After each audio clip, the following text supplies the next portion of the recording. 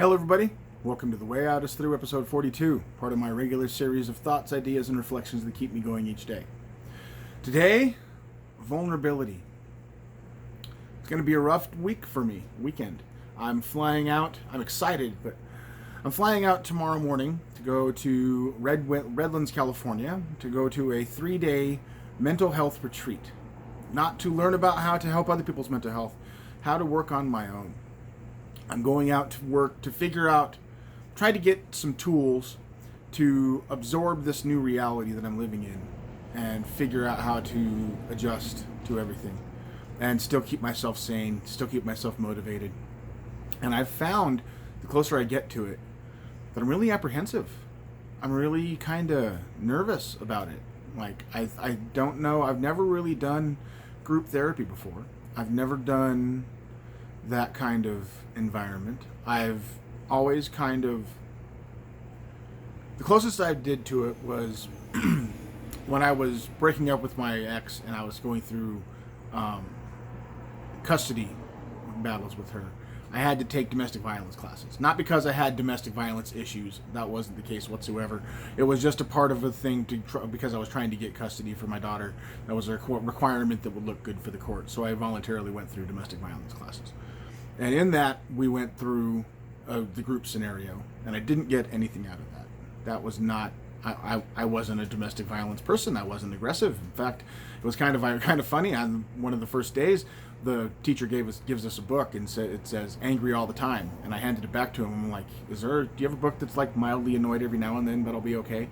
Because I'm just not naturally an upset person. I just don't. And when I do get upset, violence is not what I go to. I go to my mind and I express myself verbally. But I've never been, ever since my mid-20s, I haven't been a violent person whatsoever. It's just not. I guess it came from being a big guy and being confident. Excuse me for the camera. Being confident in who I am, that I never really felt like I had anything to prove. So I never had, like if there was an altercation or something, if I was at a club and someone was getting angry, I never was one to jump into the fight. I don't have anything to prove. I'm big, I'm strong, I'm probably going to win. I don't really care. Yada yada. If I don't, que sera sera, there's bigger people than me. Ego has never really been one of my things, except in the area of intelligence. In intelligence, I've always had quite the ego. And one of the things that I'm trying to make sure I do when it comes to this trip is crucify my ego, in the words of Tool. To crucify the ego. To set aside all of my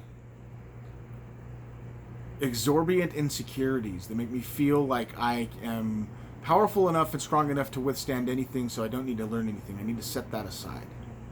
Because that's in honesty, that's an insecurity. It's a shield that I've put up to block and to protect myself from negative outcomes. And I need to make sure that is avoided. I want to try to actually get something out of this. I want to try to be receptive to this information and be receptive to these kinds of experiences. And I think I can. I'm nervous, but I think I can do it. I think I can do it just fine. I think intimidated. It's a really weird thing for me to be. I don't think I've ever been intimidated before. So, you know what I'm intimidated by?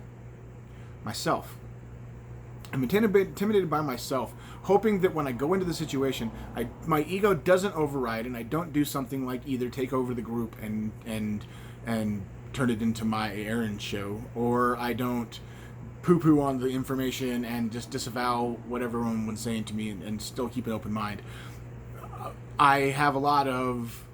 First off, I've learned a lot about psychology because of my own journey. I've loved it as a passion, just for knowledge, just because I love it as a hobby.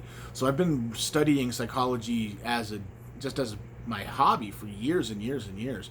And they say something about after 1,000 hours you're great, after 10,000 hours you're an expert. Well, I've put in 30,000 hours in studying psychology, so I'm doing pretty good with it. I don't have the actual paper to give me the degree, but I believe I have enough knowledge to get close to getting that paper.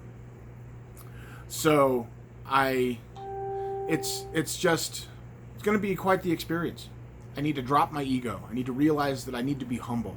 I need to be vulnerable in a way that my job now is to go around and get paid to be vulnerable. I go to a place and I stand on stage and I don't even prepare my speeches. I get up and I open up my heart and I just kind of rip open my chest and spill my soul onto the stage. What I consider my soul, the feelings that make me me. I spill that onto the stage. This is a different kind of vulnerability. I've never done it before. And I'm a little bit scared, to be honest. So that's where I'm at with it. I'm kind of nervous about being that vulnerable. It's weird that on one hand, I can totally open up about everything about my life and dig into it and go through the details. But opening up about me is a bit different. So we'll see. I'm looking forward to it. I'm very excited. Thank you all for being there. Thank you all for loving and supporting me. Please like, share, and subscribe. Hit that notifications button. And as always, you are not alone.